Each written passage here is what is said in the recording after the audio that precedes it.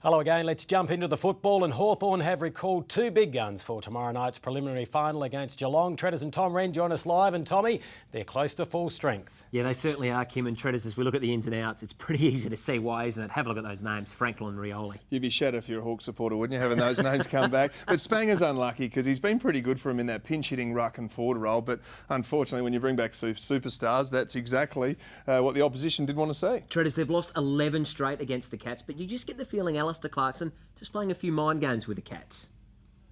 We know their best is very, very good, but we've also seen them not at their best in the last 3 or 4 weeks as well. So, yeah, that's what happens this time of year. You know, you're coming up against really good quality sides.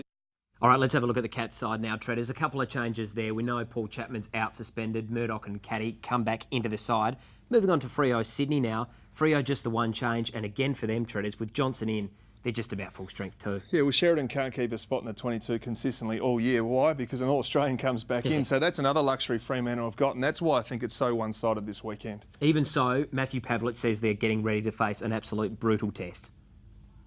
We've prepared as best we can to make sure that, you know, come the 30-minute mark in the last quarter that we're there competing, because they're going to be red hot. Freshen up this week, boys have recovered well, and looking forward to having a run around today, and it's exciting playing a prelim final. You're one game away from the big show, really.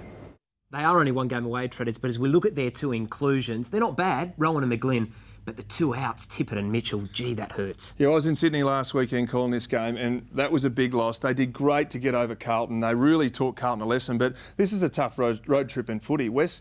Fremantle away in the West is a nightmare, and especially when they play a similar game style and one team's fully fit and the other one's got injuries. So you're going for Freo? Yeah, going for Freo and going for Hawthorn. I think Hawthorn will break the hoodoo of 11 games, and I think they'll do it by about 7 goals. And Jared Polak met with both clubs today, the Crows in the morning and Port in the afternoon. The battle's on there. Yeah, who's got the better deal will get him done. Adelaide hasn't got draft picks, but they're probably going to have to offer up a good player to get him. So maybe leaning towards Port at the moment. Should be a great weekend, Kim. Looking forward to it.